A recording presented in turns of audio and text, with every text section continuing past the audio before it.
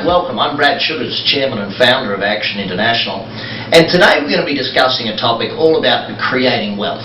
So welcome to my MindRICH program. We're going to be taking about 15-20 minutes to understand what it is to create wealth through either your own business, through growing your asset base, through your job, through all the different areas. Let's get straight into it. First thing I want to take a look at, there's 3 stages to growing wealth. Number 1 stage, and if I really simplify it down, these are the only 3 you need to concern yourself with. And probably a very important factor is to do these in order. You know, I watch a lot of people and they do these out of order and they wonder why it becomes tough for them later in life. You know, the people that end up asset rich and cash poor, they might have a very wealthy home, but their land taxes kill them off, so they can't even stay in the valuable home. Step 1 in wealth creation is about income rich. It's about creating a vast income. Now we're going to take a look in a little more detail about how to do that and what you should be doing. But it's about that income richness, about a vast income that generally has to supersede the number of hours you can work. So we'll talk about how we can do that in a moment. Stage 2, if we take a look, it's about asset rich.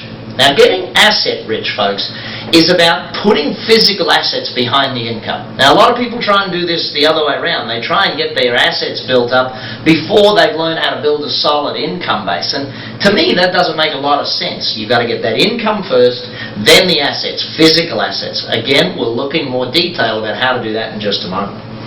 Third stage is what I call paper rich. This is where we start trading paper assets, things like stocks, shares, licenses, futures, warrants, all the different areas that we can trade paper in to become future wealth.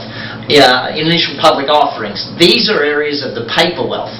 Ultimately, we want to do that third in our stage. And obviously, you've seen a lot of people who've tried to do that second, like the internet bubble. It was a classic example of people who didn't do income rich, didn't do asset rich. When they became paper rich, they had no idea what they were doing, and what happened? They lost it all. So we've really got to look at it from that perspective. So let's take an examination then of my wealth house. Here's what we're going to look at. Stay with me for just a second looking at the wealth house. At the top here, the 2 ladders lead us to where we're getting that wealth. Now there's 2 sides to building our wealth house. And those 2 sides of building our wealth house are both just as important as each other. So what are the 2 sides? Number 1, cash flow. Number 2, capital. So there's 2 ladders you've got to learn to climb in your life. Number 1 ladder is cash flow, and number 2 ladder, just as important if not more, is the capital ladder. So the cash flow ladder is what we're going to look at first in a little bit of detail. That cash flow ladder, as we climb it, what you've got to remember is you start here at the bottom. Now down at the bottom, it's active income. That means you're trading time for money. Active income. Now ultimately, what's our goal? Move up to the top of the ladder. The top of that ladder, passive income. That's where we're aiming to move you, and what I want to teach you a little bit about today. Now, how do you get there? There's a whole huge ladder involved in moving up this thing. We start out in life as a student. We then become an apprentice. And I'll go through these in a little bit more detail. Let me put them up on the screen for you, though. All the different levels that you'll be working through as you grow up this cash flow ladder. Now, ultimately, let's just take a look here, folks. We start here at student. Student, you're not getting paid to learn. In fact, you're paying to learn what you need to learn. You then become an apprentice. What happens? Now you're being paid while you learn. Now, do you get much money as an apprentice? No, you don't. You get paid a very low rate because you're learning. You don't have much knowledge to add much value, so therefore you don't get a lot of money. Pretty simple. We then move up to the next stage, the employee. Again, a base level employee. How much money do you make? Not much money. How come? Because you are getting paid based on your experience, based on what you're worth to the marketplace. So your main job as an employee is not to earn, it's to learn. You've got to keep that in mind. Too many college graduates go out there looking for the best paycheck. You should be looking for the best mentor, the best person to teach you how you can 10 years later become rich. Don't try and become rich the first year out of college. Try and become rich 10 years out of college. Aim to learn as much as you can, not earn as much as you can. Now ultimately, if you're a good employee, you'll be rewarded and you'll be made into a manager. Now what happens is, instead of doing the work yourself, you're now managing several other people doing the work. An entirely different skill set that you've got to pick up. How not to just do the work yourself, how to get other people doing the work for you at a great rate.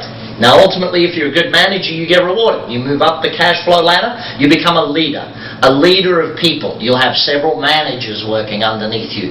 You'll be the one leading them, developing the vision, helping them grow, leading, setting the goals, setting the targets, inspiring them, keeping them motivated to make sure they do it. Now, here's what happens. Eventually you get to the point, and probably one of the reasons you're watching me here today is because you've got to that point where there's this entrepreneurial flair inside you. There's this bug. There's this, I got to go out and do it on my own type thing.